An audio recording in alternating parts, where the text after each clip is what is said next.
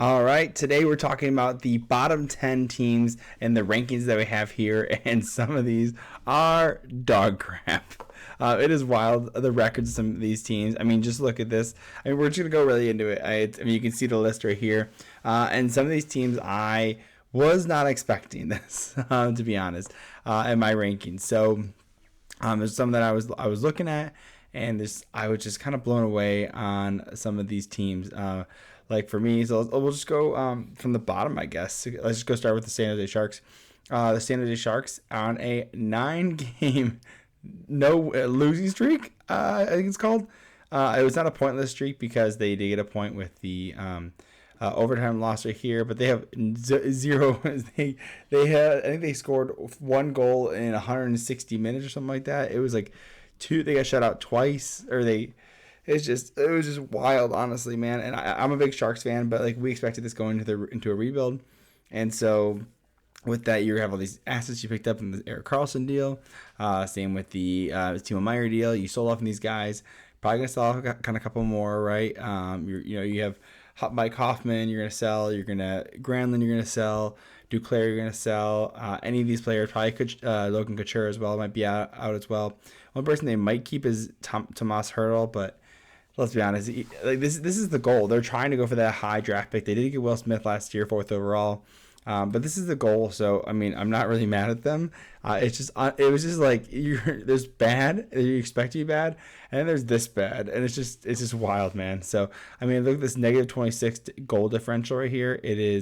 That's pretty rough, to be honest. So, but again, I did not expect this. But going on to the next team, the Calgary Flames. I expected them.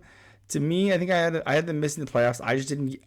They didn't do anything different. The only thing they did really different is they got a new goalie, and they moved out their top point scorer of Tyler Toffoli. So I was like, oh, this guy, they didn't click last year. What makes you think they're going to click this year? Did I project them being 31st? Absolutely not. I expected them being like maybe 22nd.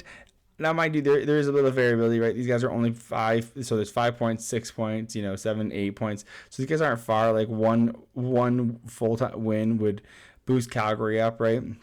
But still, like, why are they in this position in the first place? Like, to me, like, they should have been a fringe playoff team, right? Like, they should have been almost, like, fighting for a wild card spot. But to me, I did not have them being this bad, and it's just to me, it's a little wild. I think they're in a 5-game losing streak too as well. So you just like, come on, guys, what is happening here? So, and you just need better goaltending. They already sent Dustin Wolf already down to the AHL. They're rocking Vladar and Markstrom. I can see them selling off of Vladar, but to me, I think just the position of the Calgary Flames, I don't understand, because you got these big contracts like Huberdeau, Uyghur. You just signed Backlund for 2 years. You're trying to sign Lindholm, and you're trying to sign Hanifin. You have Markstrom for the next 4 years, so they should be trying harder, and I just don't know what's happening, what's not clicking. And you've already gotten a new coach. You've gotten a new general manager. At some point, you're going to start letting players go, man. So, and I think that's one of the things they tried to do with Toffoli, and he wasn't going to sign there long term anyway. So they got what they got. She got Sharangovich. So I just don't know what's happening. And it's a similar position. I mean, look at the Oilers. I mean, McDavid was out for a little bit, but he wasn't out that long. And so, I mean, I had these guys going really far. I had them being Stanley Cup contenders. They can get their goalies position back on track. But to me, what is happening? I mean, I know defense is bad, but it's just when Connor McDavid's not there, like, they were just not scoring goals. I think they got shut out recently too. So what is happening with those fans? Like, come on. I know they're playing the Heritage Classic today too. I don't know what the score is. I think it was 3-2 Edmonton. So they're going to give a bump up if they win this game. They can go up to 25th, but still, like, guys, what's happening? Listen. If they win this game, they would have been their 9th game played. So they would have probably been 26, because St. Louis has only played 7 games. So, guys, what is happening? Come on, talk to me. So I'm just a little bit blown away on that. Again, you don't see this coming. You don't see something that with the Oilers being that low. Even if their goaltending is bad, they should be at least in the playoff push. I mean, again, we're overreacting to the first 10 game, or first 9-ish games. So, but it's still crazy. So, Seattle Kraken. I liked what they did last year. I still didn't have faith in them. I think I had them maybe making the wild card, I think, if I remember correctly. I have to look back at my list. Let me check. All right, I looked at my list. I have in the Pacific. Actually, it's crazy enough because you have Edmonton, Calgary, and Seattle there.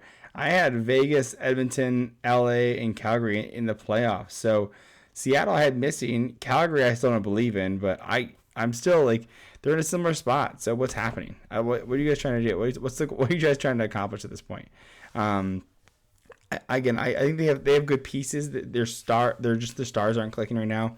I know plus minus isn't the biggest stat, but Matty Beniers is a -12, and that's 5-on-5. Plus minus takes into 5-on-5 play, so you're not looking at being that like at the power play or the penalty kill. But I mean, like when you're a rookie, you won rookie of the year. So what's happening here? Why? What's happening? I mean, I know you guys picked up Kyler Yamamoto. He's not the biggest asset, but you picked him up. And I know their goaltending has been a huge struggle for them. So that's one big thing that I think that they need to work on. I could still see them making that playoff push and really fighting for that playoff team. But going back, I think Calgary has bigger stars than Edmonton. So I can see them overtaking Seattle and pushing past it. I mean, Seattle still sent Shane Wright down to the AHL too. So I see that Seattle has more of like a higher floor, lower ceiling, where Calgary has a lower floor, higher ceiling, a little bit more high end talent, especially with Huberdeau having like 115 points in a season, like, highest left winger record ever. So again, I could see Calgary leapfrog him in that sense, but goaltending is definitely a crap there. Chicago, no one. Again, so these are more. We're talking about expectations. Who's meeting expectations and who is not meeting expectations, right? San Jose meeting expectations, right? Maybe even lower than expectations because they didn't expect them to have 0 wins. I know they're going to be bad, but not this bad. Definitely not meeting expectations. Definitely not, Edmonton's not meeting expectations. Seattle's not meeting expectations. Chicago is meeting expectations. Bedard is good. He's great. He's wonderful. He's still on a crap team, right? It's still pieced together by duct tape and glue. And you have, of course, Taylor Hall there and Anthony Ciu and a couple of guys. But most of these guys are just here to hang out and get a paycheck. I think Corey Perry got like $4 million. Like, just all these different things. So that's surprising it's not surprising that Chicago's there, right? And their goaltending, you have Mrazek and you have Soderblom. Soderblom will probably be your goalie of the future, but Mrazek, he's just there. He's a cap dump. I think they got like a second round pick for taking on Mrazek's 2-year contract. So Pittsburgh, this is definitely a surprise because I have them making the playoffs in the 4th spot, beating out the Islanders. So I am a huge Karlsson fan, so that's one of the reasons I'm a little bit biased. I'm a big Karlsson fan, so I really want them to do well. And so, like I said, of course, in my opinion, you don't bet against Sidney Crosby. So I definitely think you're going to be better than Arizona. What's happening, guys? Arizona definitely got better. I mean, they have a lot of good guys. They're kind of pieced together, kind of like the Chicago Blackhawks, but with a little more intention to grow. Again, a little higher upside. You have Dylan Guenther there. You have Logan Cooley, who's killing it. And honestly, could be winning the Calder Trophy this year. So we'll see. I mean, Joseph Woll has also been playing phenomenal as a goalie for the Toronto Maple Leafs. He may be the one that pushes them to the playoff spot too. So we will see. So St. Louis Blues, not surprised here. I have the St. Louis Blues. Let's see where I have them in their list. I have them just missing the playoffs, beating out. I had Arizona in 7th in the Central Division, but I had St. Louis in the 5th position. So below expectations for sure. They're a 500 team though, so because they only played 7 games. So that's the one thing the caveat you can say. They have 3 wins, 3 losses. Their ranking is technically lower because they have less points. But if you do out based on points percentage, St. Louis could definitely is definitely ahead of them. So, but still not in a great position. They're not top 16. So St. Louis Blues. To me, you picked up Kevin Hayes. You picked up Jakub Vrana. You have some pieces here, but to me, they're just not. There's pieces here that are good, but they're not built. They're not built to be cohesive at this point. They're just kind of piecing together. One thing I thought was interesting is they picked up Kasperi Kapanen last year on a waiver claim, and that from Pittsburgh. And so like it was one of those like, hey, let's try this guy out. And if you're on a hey, let's try this guy out kind of team where you're picking up guys on waivers, to me, typically either you're really lacking in that position or you're not really a Stanley Cup contender. And to me, it's not about being. To me, you're either going for Stanley Cups or you're going for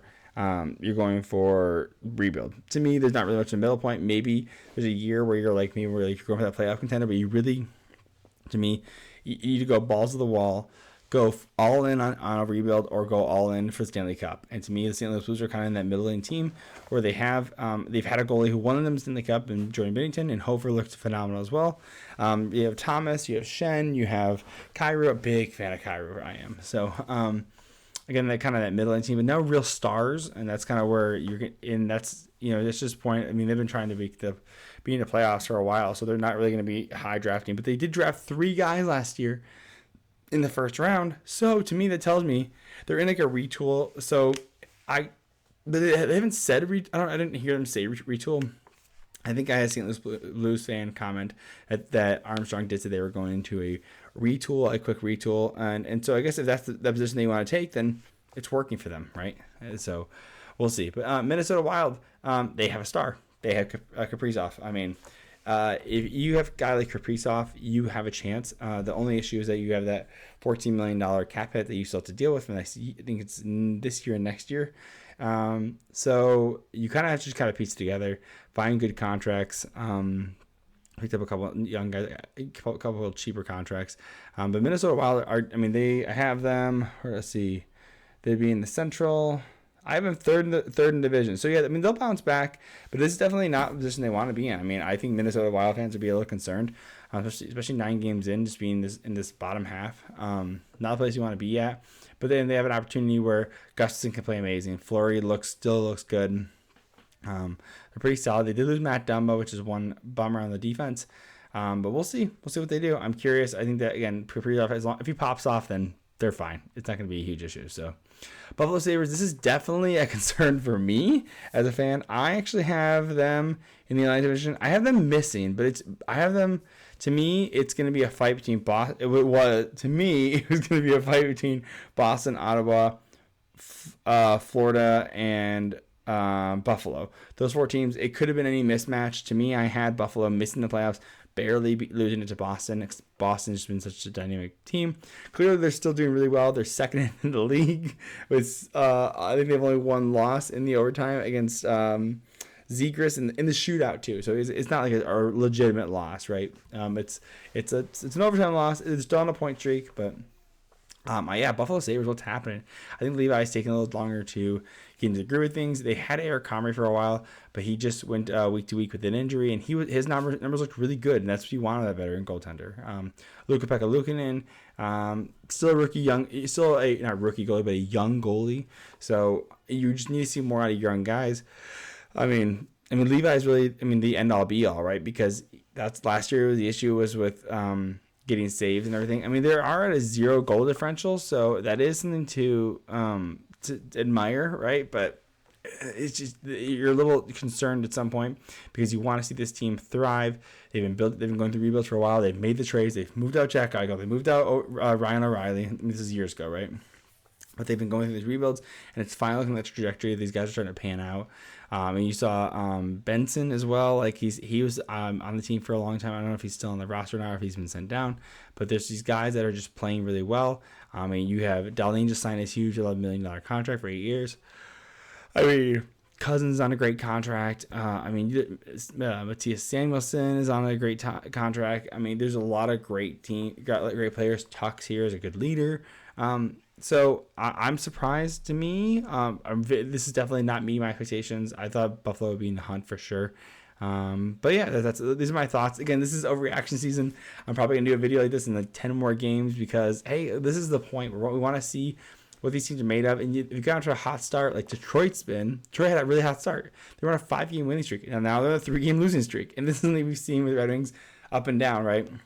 So a lot of these teams, anything can change, right? Arizona can go on a crazy hot streak and take over and be in the top 5 team. And then suddenly you have, if you scroll up, it could be Nashville suddenly drops to the bottom, or they jump to the top, right? Any of these teams could do any of those things, right? Like to me, Washington's playing better than I thought they were going to be, even with Ovechkin, right? So, let me know what your thoughts are. Hit like, subscribe, comment, and let's hang, right? So, and any support really helps smaller YouTube creators like me, because it helps us get our exposure out, because we don't have much of an audience yet. But if you like my content, you want to see more, and let me comment what you want to see, I'll be happy to do videos on it. So, and I am very good about responding. So anyways, love you guys. See you later. Bye.